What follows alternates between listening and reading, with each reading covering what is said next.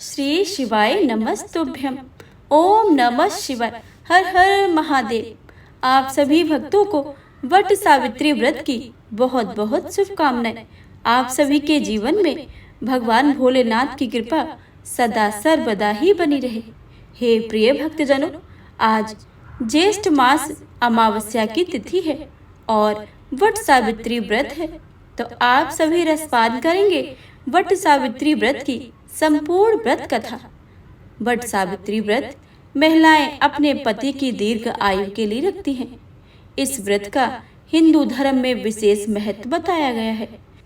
इस व्रत को करने वाली स्त्रियां देवी सावित्री की तरह अपने पति की लंबी आयु, आरोग्यता और सौभाग्य की कामना करती हैं।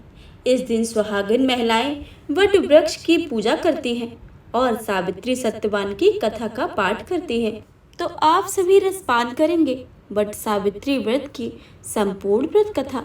तो आप सभी भक्तों से विनम्र अनुरोध है कि कथा को भक्ति भाव से और प्रसन्न मन चित्त से पूरा अवश्य सुनिएगा और कमेंट बॉक्स में हर हर महादेव लिखना बिल्कुल भी मत भूलिएगा। आइए आज की कथा का शुभ आरंभ करते हैं। जय श्री गणेश। ज्येष्ठ मास की कृष्ण पक्ष की अमावस्या तिथि के दिन वट सावित्री व्रत किया जाता है। इस दिन महिलाएं वट वृक्ष की पूजा करती हैं। मान्यता है कि वट वृक्ष में त्रिदेव का वास होता है। साथ ही वट वृक्ष के नीचे यमराज ने सावित्री को पति सत्यवान के प्राण वापस लौटाए थे। इसलिए इस दिन वट वृक्ष की पूजा करना बहुत ही शुभदायी और फलदायी माना जाता है। एक बार देवी पार्वती ने भगवान शिव से पूछा, हे प्रभु, आप सर्वज्ञ हैं, आप मुझे वह पुण्यकारी कथा सुनाइए जो महिलाओं के लिए अत्यंत सुफलदायक हो, पतिव्रता धर्म को दृढ़ करने वाली हो और सौभाग्य प्रदान करने वाली हो। प्रभास क्षेत्र में स्थित सावित्री देवी की कथा आप मुझे सुनाइए, जिसकी महिमा आज भी वट सावित्री व्रत के रूप में की जाती है।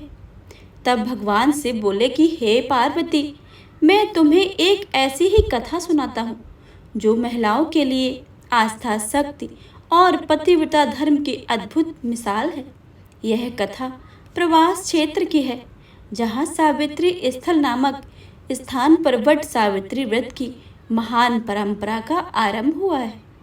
बहुत समय पहले की बात है। मद्र देश में अश्वपति नामक एक प्रतापी और धर्मनिष्ठ राजा राज करता था। वह सत्यवादी, क्षमाशील और प्रजावत्सल था, परंतु उसे कोई संतान नहीं थी। संतान की प्राप्ति के लिए उसने कई वर्षों तक नित्य सावित्री देवी की पूजा की। अतः उसकी तपस्या और भक्ति से प्रसन्न होकर स्वयं पार्वती देवी प्रकट हुई और उसे पुत्री प्रदान की वरदान दिया। कुछ समय के बाद अश्वपति की रानी ने एक दिव्य कन्या को जन्म दिया, जो रूप, गुण और तेज में स्वयं देवी पार्वती का अंश मानी जाती थी। राजा ने उसका नाम सावित्री रखा। वह कन्या बड़ी होकर अत्यंत सुंदर, गुणवान और तेजस्वी बनी। नगरवासी उसे देखकर यही कहते थे कि यह कोई साधारण कन्या नहीं है, यह तो देवी का अवतार है। जब सावित्री यौवन अवस्था में पहुंची तो राजा अश्वपति ने विवाह की चिंता करना शुरू कर दिया। उन्होंने अपनी पुत्री से कहा कि पुत्री, तुम्हारा विवाह योग समझ मुझे नहीं आ रहा है, परंतु मैं तुम्हारे लिए कोई उपयुक्त वर नहीं ढूंढ पा रहा हूँ। अतः मैं तुम्हें अनुमति देता हूँ कि तुम स्वयं अपने योग्य वर का चयन करो। राजा के निर्देश पर सावित्री कुछ व्रत और बुद्धिमान मंत्रियों के साथ वन क्षेत्रों की यात्रा पर निकल गई, जहां उन्होंने एक तपस्वी और राजवंशीय परिवार को देखा। अंततः साल देश के निष्कासित राजा दिम्नसेन के पुत्र सत्यवान को अपना वर चुन लिया। सत्यवान नेत्रहीन राजा के साथ वन में जीवन व्यतीत कर रहा था। वह अत्यंत धर्मनिष्ठ, सत्यवादी और सेवा परायण युवक था। जब सावित्री अपने चयन की जानकारी लेकर लौटी तो वहाँ देवर्षि नारद पहले से ही उपस्थित थे। उन्होंने सत्यवान के बारे में सुनते ही कहा, हे राजन, सत्यवान सभी गुणों में श्रेष्ठ है, लेकिन एक दोष है, वह बहुत ही अल्प आयु का है। ठीक 1 वर्ष के बाद उसकी मृत्यु निश्चित है। यह सुनकर भी सावित्री ने दृढ़ता पूर्वक उत्तर दिया, वर एक बार ही वरण किया जाता है, चाहे वह दीर्घ आयु हो या अल्प आयु। मैंने सत्यवान को अपना पति स्वीकार कर लिया है, अब कोई और मेरा वर नहीं हो सकता है। राजा ने सावित्री की दृढ़ता देखकर नारद की सहमति से शुभ मुहूर्त में सत्यवान से उसका विवाह कर दिया। विवाह के पश्चात सावित्री पति के साथ वन में निवास करने लगी और आश्रम का जीवन यापन करने लगी। सावित्री को नारद मुनि की बात कही याद थी, इसलिए वह प्रतिदिन दिन रात की गणना करती रही। जब सत्यवान की मृत्यु के 3 दिन शेष रह गए, तब सावित्री ने उपवास का संकल्प लिया।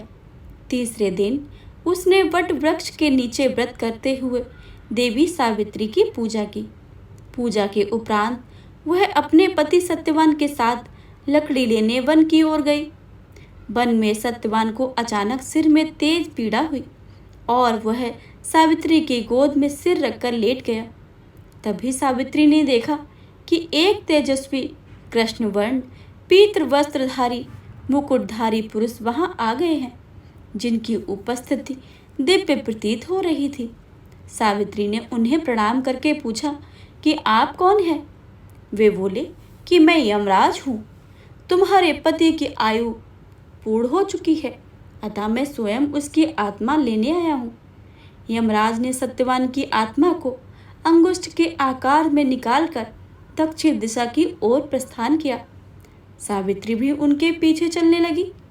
यमराज ने कई बार उसे रोका, परंतु सावित्री बार बार विनम्रता से उत्तर देती जा रही थी, जहाँ मेरे पति जाएंगे वहीं मेरी गति होगी। पत्नी का धर्म है कि वह पति का साथ न छोड़े। सावित्री की दृढ़ता, भक्ति और मधुर वाणी से प्रसन्न होकर यमराज ने कहा कि मांगो, तुम्हें जो वर चाहिए। सावित्री ने कहा कि मेरे सास ससुर वनवासी और अंधे हैं, उन्हें आप दिव्य ज्योति प्रदान करें। यमराज ने कहा कि ऐसा ही होगा, जाओ अब लौट जाओ। लेकिन सावित्री अपने पति सत्यवान के पीछे चलती रही। यमराज ने कहा कि देवी, तुम वापस जाओ। सावित्री ने कहा कि भगवान, मुझे अपने पति देव के पीछे पीछे चलने में कोई परेशानी नहीं है, अतः मैं पीछे चलना अपना कर्तव्य मानती हूँ। यह सुनकर उन्होंने फिर से एक वरदान मांगने को कहा। सावित्री बोली, हमारे ससुर का राज छीन लिया गया था, आप उन्हें पुनः वापस दिला दे। यमराज ने सावित्री को यह वरदान भी दे दिया और कहा कि पुत्री, अब तुम लौट जाओ। लेकिन सावित्री पीछे पीछे ही चलती रही। यमराज ने सावित्री को तीसरा वरदान मांगने को कहा। इस पर सावित्री ने 100 संतानों और सौभाग्य का वरदान मांगा। यमराज ने इसका वरदान भी सावित्री को दे दिया। सावित्री ने यमराज से कहा कि प्रभु, मैं एक पतिव्रता पत्नी हूँ और आपने मुझे पुत्रवती होने का आशीर्वाद दिया है। यह सुनकर यमराज को सत्यवान के प्राण छोड़ने ही पड़े।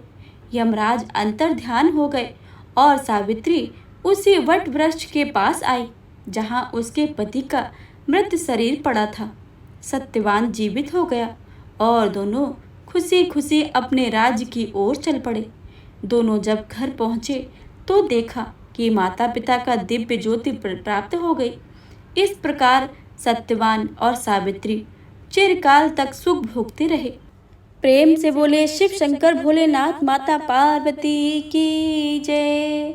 वट सावित्री व्रत का शुभ मुहूर्त 26 मई दोपहर 12:11 पर होगा और वही तिथि का समापन अगले दिन यानी 27 मई की सुबह 8:31 पर होगा।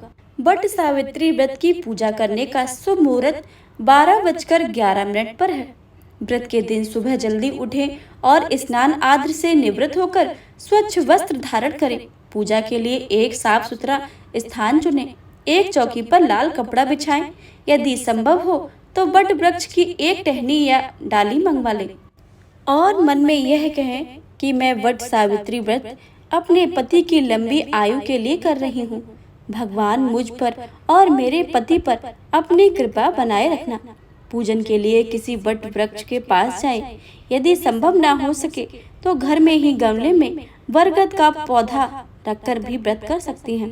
पूजा के लिए लाल वस्त्र, चुनरी, मौली, रोली, कलावा, हल्दी, चावल, सुपारी, फूल, दही, दूध और शक्कर शहद के साथ पंचामृत का निर्माण करें। फल, मिठाई, भोग, जल से भरा हुआ लोटा, बांस की टोकरी में 7 प्रकार के अनाज, वट वृक्ष के लिए सूत का धागा, दीपक, अगरबत्ती, कपूर और वट वृक्ष पर पुस्तक की आवश्यकता होगी। वट वृक्ष की पूजा करें। सबसे पहले वट वृक्ष के पेड़ को जल चढ़ाएं। इसके बाद पेड़ को हल्दी, रोली, मोली लगाएं और फिर फूल अर्पित करें। सूत का धागा वट वृक्ष के चारों ओर 7 या 11 या आपकी इच्छा अनुसार परिक्रमा करके लपेटें और हर फेरे में मन में पति की लंबी आयु की कामना करें। पति पत्नी की प्रतिमा को बांस की टोकरी में सजाकर पूजन करें। पंचामृत से स्नान कराएं, वस्त्र अर्पित करें, रोली, अक्षत लगाएं। इसके बाद घी का दीपक जलाएं और वट सावित्री व्रत कथा पढ़ें या सुने। पूजन के बाद माता सावित्री की आरती करें। अंत में प्रसाद व पंचामृत का वितरण करें। व्रत का पारण अगले दिन सूर्योदय के बाद जलपान करें।